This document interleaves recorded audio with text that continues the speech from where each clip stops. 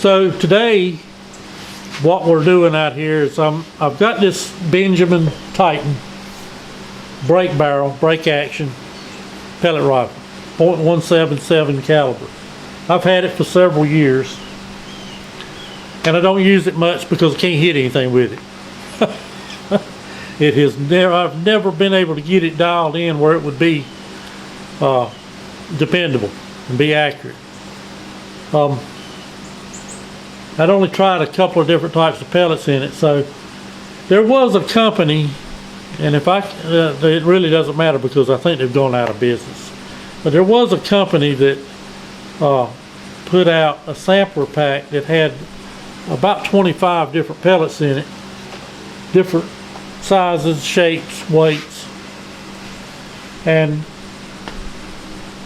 you got about 20. They had like 25 different types of pellets, something like that, with like 25 of each, so that you could shoot all these different brands, styles, and weights of pellets through your gun and find the one that it likes the best. So I've shot 11 different pellets out here today, and I've got it down to 2 that the gun really likes. But so we started out with the Crossman pointed pellets, which were what I had been shooting all along. I was aiming here, and as you can see, we got 1, 2, 3, 4, 5. Those were the shots with that Crossman pellet. That's,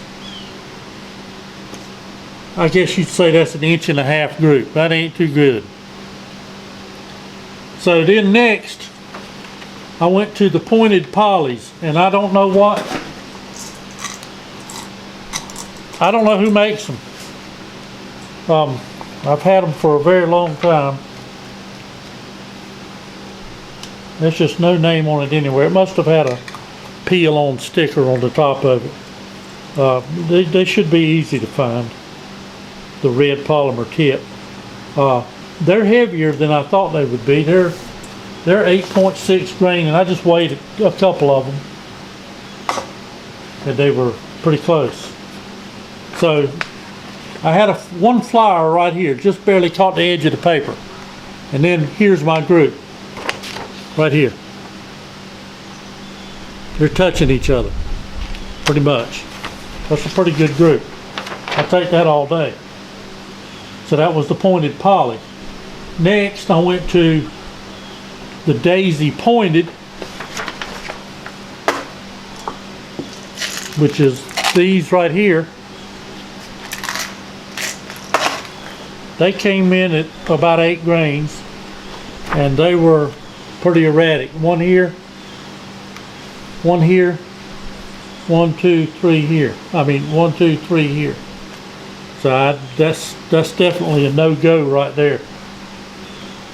Next I shot the Premier hollow points right here, and we got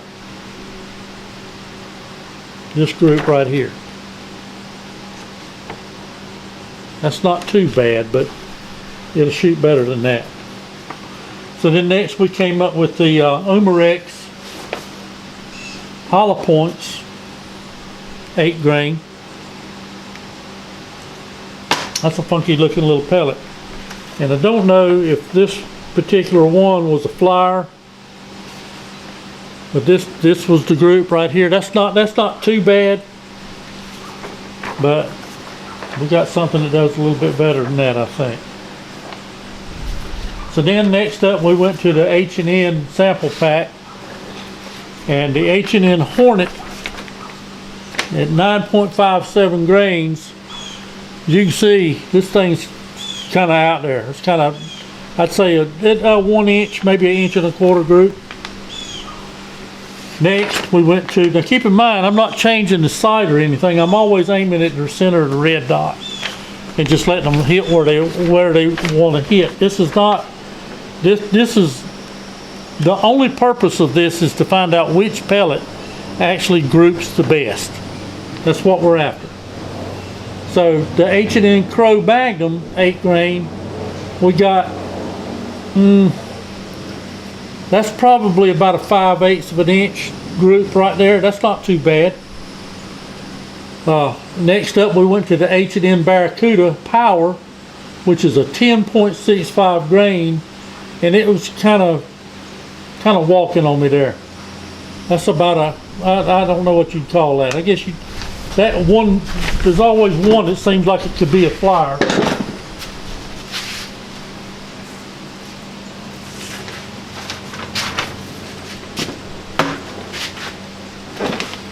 And there's always a possibility that I've pulled a shot, but I'm not really liking that group right there. So next up, we went to the Barracuda Hunter, 9.57 grain. That's a pretty doggone good group right there.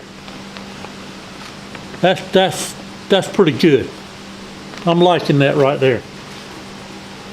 I mean, there's 4 of them right there that are within. Those are within a 3/8 of an inch. So we're gonna come back to that one. We're gonna definitely shoot that one again. And then we came up to the H&N Field Target Trophy at 8.64 grains. Not bad, not bad. A 1/2 inch group, I guess you'd say. And then the Field Target Trophy Green at 5.7 grains opened back up to about an inch group. A 1/2 inch one way and an inch the other. So I want a pellet. Most of the time you're going to find that your heavier bullet is going to be the more accurate, and it's going to group better downrange. So the number one thing that I want these pellets for is to shoot crows. I despise a crow. And I got a bunch of them around here. So I want something I can shoot in my yard and not get everybody's attention. So we're going to go back to this this H&N Barracuda Hunter. We shot such a tight group right there. We're going to go back to that one, and if I can repeat another tight group with that pellet right there, that'll be the one that I shoot, and I'll readjust my crosshairs to that pellet so that it's hitting where I'm aiming. So you need to understand that whether it's a pellet rifle, whether it's a .22 rifle, any high-powered rifle, it doesn't make any difference. Whatever kind of rifle you've got, you can't just pick that gun up and say, oh, okay, I like Federal Premium. That's the best shooting bullet out there. That's what I'm going to shoot. You can do that, and in most guns, firearms, you can get away with that because all of them are accurate enough that you can put it in, shoot your gun sight into that bullet, and especially for hunting purposes, it's going to be plenty close enough. But that does not mean that that's the most accurate your gun can be. You can't determine which bullet will shoot the most accurately out of your gun and that will group the tightest until you've shot a bunch of different brands of bullets through that gun. That's the only way you can tell. There's no other way. And the pellet guns are absolutely notorious for being all over the place, being shooting very erratically, until you do what I've done today and you find a pellet that gun really likes. Well, I found 2 out of 11, and those pellets that I have found that it likes are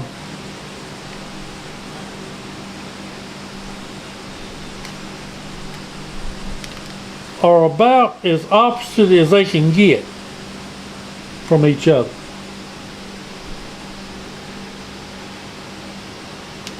The one that I will probably end up dialing the gun into is this Barracuda Hunter because it is the heavier pellet. And as a rule, most of the time your heavier bullet or your heavier pellet are going to group the best. Not always, but most of the time. So this is I don't really know what you would call this bullet. It's the Barracuda Hunter Extreme. It's supposed to have extra knockdown power.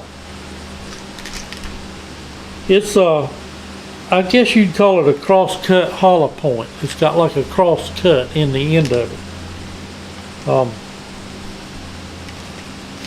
It's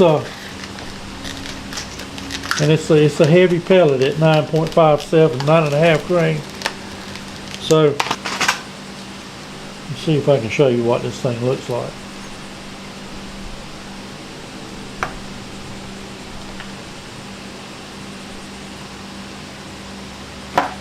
I don't know if we can get this on the camera or not.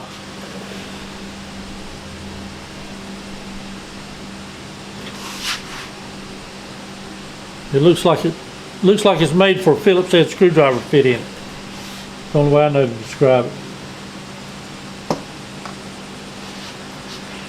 But anyway, that's about, I would think that's pretty opposite ends of the spectrum right there. When you've got this pellet, which is pretty blunt,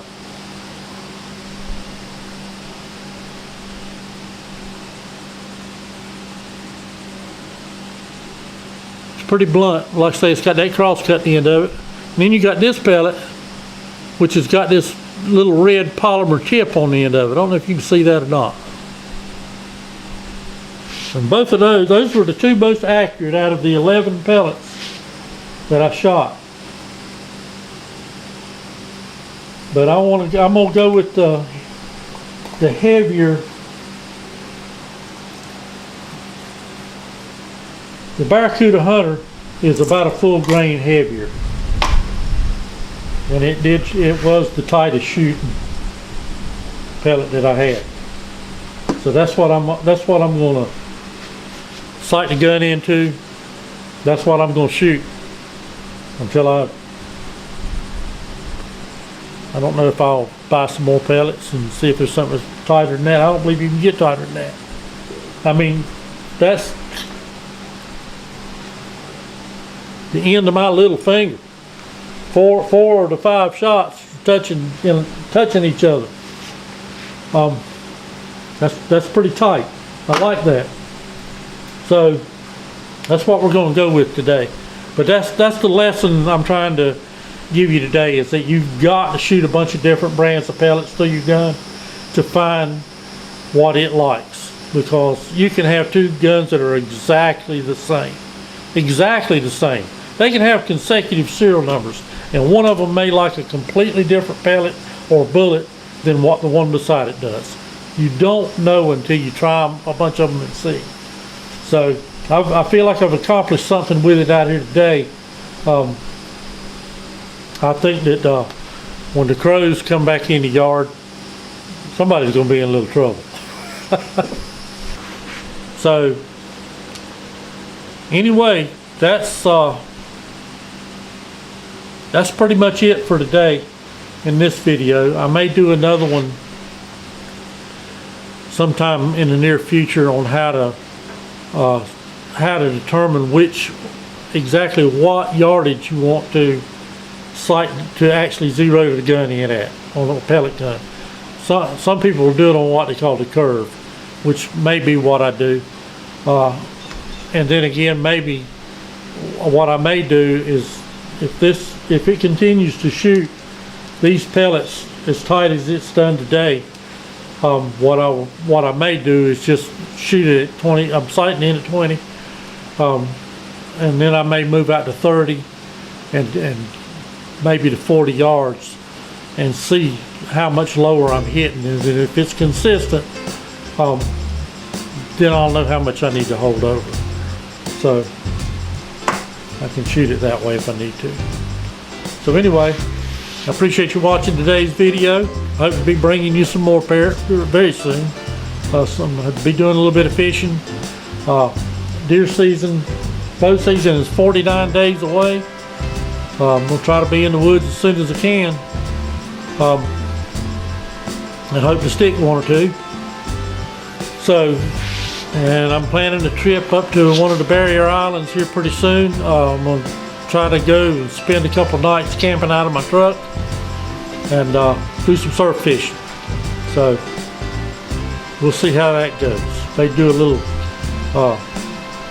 catch, clean, and cook there on the beach, and see if I can survive sleeping in the truck for a couple of nights. It's going to be kind of warm. Anyway, appreciate you watching the videos, and there you go.